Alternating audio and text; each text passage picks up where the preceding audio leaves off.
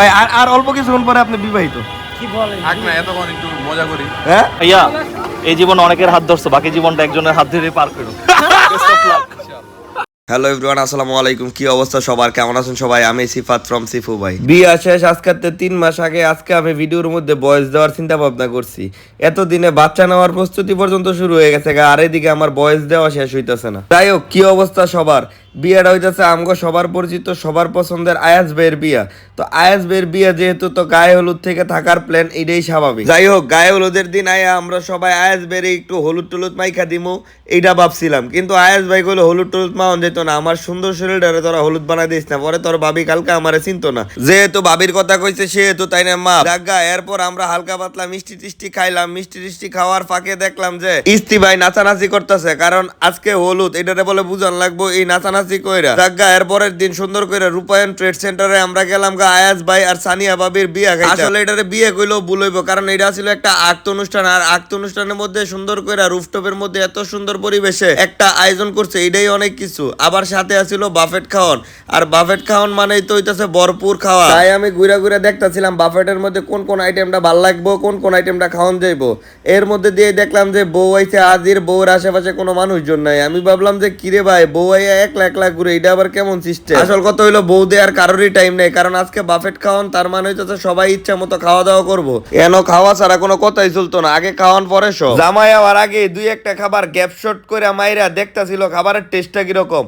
এরপরে আবার কি ও মিষ্টির আইটেম, এটা তো আরো বেশি করে খাইবো, কারণ সবাই না আবার মিষ্টি লাভ। যাই হোক, এটা কিন্তু আমরা বিয়ের খাওয়ান খাইতাছি না, এটা হইতাছে জাস্ট খালি একটা স্যাম্পল হিসাবে দেখতাছি টেস্ট করে খাবারের মানটা কিরকম। আমরা তো জামাই আর আগ পর্যন্ত কিছু খাইতামই না, এই নিয়ত করে রাখছি। খবর পাইলাম নিচে নাকি জামাই আইছে, দৌড়ে যায় দি জামাই মাত্র গাড়ি লয়ে ঢুকতেছে। দৌড়ো উদয় কইছে যদি আর একটু টাইম পাইতাম তাহলে জামাইরে রাইকা আরো দুই একটা মিষ্টি মুষ্টি খাইয়া আমরা ঠান্ডা মাথায় নামতাল্লাম হইলে। জাগা সমস্যা নাই, জামাই আইছে, এলা জামাইয়ের লগে বই আমরা খামুনে। 1 2 3 আর অল্প কিছুক্ষণ পরে আপনি বিবাহিত। কি বলেন? থাক না, এতক্ষণ একটু মজা করি। হ্যাঁ, হাতের মধ্যে সুন্দর করে বউ নামটা লেখা, মুখ দিয়ে সুন্দর করে কয় নিজেরে সিঙ্গেল। আরে পুরুষ জাতি, জাগা অসুবিধা নাই। জামাইরে সুন্দর করে উপরের দিকে উড়াইতেছে, আর গেটটার মধ্যে ধরবো, এটাই স্বাভাবিক। আর গেট ধরলে শালাশালিরা মিললা 50-60 হাজার টাকা না চাইলে আবার কি এর বিয়া? জামাইয়ের পক্ষ 50,000 টাকা দিতে আবার প্রস্তুত।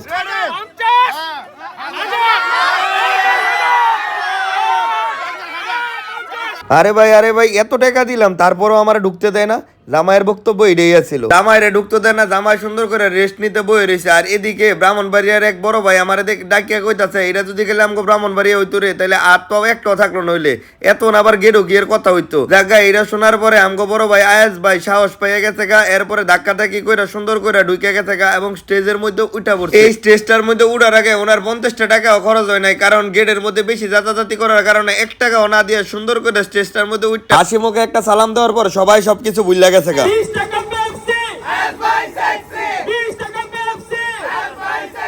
এই ভাই থামান স্লোগান, এই সেক্সি নাকি আয়াজ ভাই? এটা কি আমরা কইতারাম নাকি? এটা তো আয়াজ ভাইয়ের বউ কইতার। বিয়ে শাদিতে কান্নাকাটি হইব, এটাই স্বাভাবিক, কিন্তু আয়াজ ভাইয়ের ছোট ভাই কান্নাকাটি করবো, এটা আবার কেমন না ব্যাপারটা? এই ব্যাপারে আবার আয়াজ ভাইয়ের লগে কথা বলার টাইমে আয়াজ ভাই বললো, তুই ভাই এইসব না যাই না, তুই সুন্দর করে খাওয়া দাওয়া শুরু করগা, কারণ তোর পছন্দের খাবারগুলো আজকে আমি বাফেটের মধ্যে রাখছি। খাওয়া দাওয়াটা পরের ব্যাপার, আগে তো আমার বিয়ে শাদি দেওয়ার ব্যাপার। বিয়ে না হইলে আমি আবার খাওয়া দাওয়া করতাম না। এইদিকে যাই দেখলাম ভাবি আলহামদুলিল্লাহ কবুল করে লাইছে। এরপরে সুন্দর করে আলহামদুলিল্লাহ কবুল।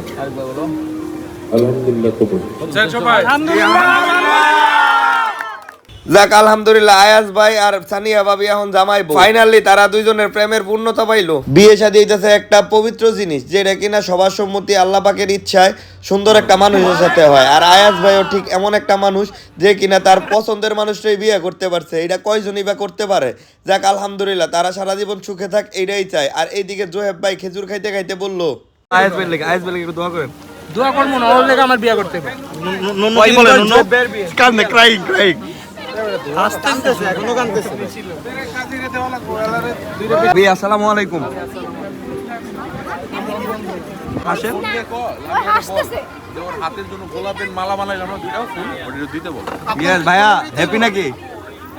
হ্যাঁ আলহামদুলিল্লাহ। ভাইয়া, এই জীবন অনেকের হাত ধরছো, বাকি জীবনটা একজনের হাত ধরে পার করো। বিয়ে শাদী শেষ, অনেক কথাবার্তা হইলো, অনেকে অনেক কিছু ভাবলো। এখন হইতেছে জামাই বউ সুখে থাকার সময়। এই সময়টা তারা দুজন একসাথে থাকবো এটাই স্বাভাবিক, আর কিছু স্মৃতি হিসাবে ছবি টবি তুলবো এটাও স্বাভাবিক। যাক আলহামদুলিল্লাহ, তাদের দুজনরে মাশাআল্লাহ খুব সুন্দর লাগতেছে। সবাই দোয়া করবেন তারা যেন সারা জীবন এমন হাসি খুশি থাকতে পারে। অনেক ছবি তোলা, অনেক বিয়ে শাদী, অনেক কিছু হয়ে গেল, কিন্তু জামাইয়ের পেটে যে ক্ষুধা লাগছে এইদিকে কারো খেয়াল ছিল না। জামাই মানুষ অনেক ফর্মালিটি পালন করানো লাগে, নইলে আয়াজ ভাই এত কি খাওয়ান দিকে আবার বয়ে থাকলে নাকি। যাই হোক, খাওয়া দাওয়া শেষ হোক আর সুন্দর করে তাদের সারা জীবনটা এইভাবে হাসি খুশি কাটাই যাক, এই দোয়াই করি। Selma,